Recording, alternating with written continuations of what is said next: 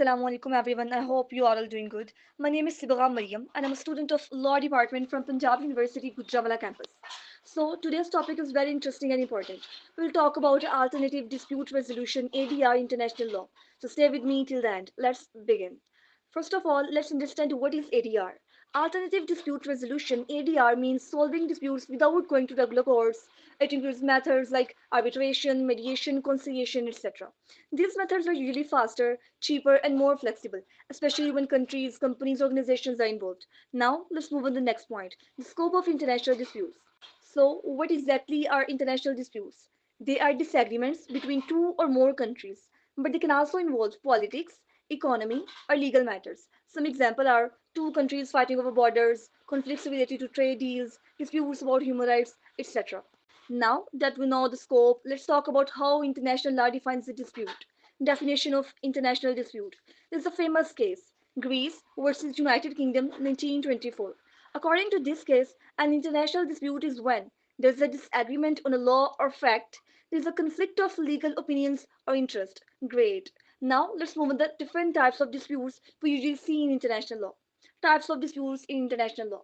Here are some main types with examples to make it easier. The first one is territorial disputes over land or sea. If we see the example, it maybe includes Kashmir issue between Pakistan and India. The second one is trade disputes over money, taxes, trade rules, etc. Example, US-China trade war. The third one is environmental disputes about rivers, forest, pollution, etc. Example, dispute over the Nile River. The fourth one is human rights disputes when people's rights are not protected. For example, Rohingya, Muslims in Myanmar, etc. And the fifth one is investment and business disputes between companies and governments. Examples include Philip Morris suing Uruguay, etc. Now that we understand the types of disputes, let's look at the different ADR methods used in international law. The first one is types of ADR in international law. Let's break down the three main types of ADR usually internationally used. The first one is arbitration. It is a binding process.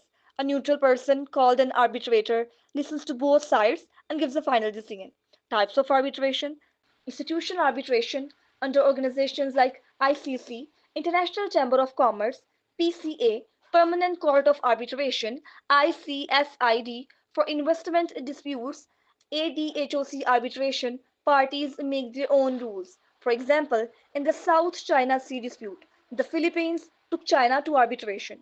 In 2016, the PCA ruled against China, but China rejected the ruling. The second one is mediation. A neutral person has both parties to communicate and negotiate. The decision is not binding and it often used in political or trade issues. The third one is conciliation. A third person investigates and gives non-binding suggestions. It helps avoid bigger conflicts and build trust. Now let's look at the real life examples where mediation helped brings peace. Real life examples: peace talks in Colombia. Colombia had a 50-year civil war with a rebel group called FARC. Norway and Cuba acted as neutral mediators. After long talks, peace agreement was signed in 2016, which included disagreement, social reintegration, justice for past crimes. This is a perfect example of how mediation and ADR can build peace. Now, let's move on to the legal rules and organizations that support ADR around the world. Legal framework behind ADR.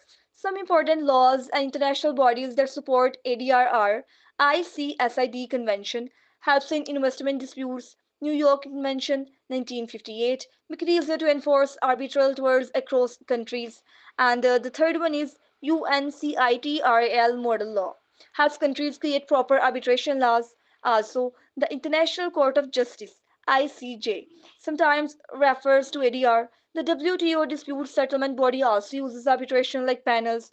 We are almost done. Like, let's now quickly wrap up everything we have learned. So, the conclusion is today we learned that alternative dispute resolution ADR is a smart, peaceful, and effective way to solve international conflicts. It saves time, saves money, prevents war, builds peace and cooperation. Thank you so much for watching this lecture. See you in the next video. Allah Hafiz.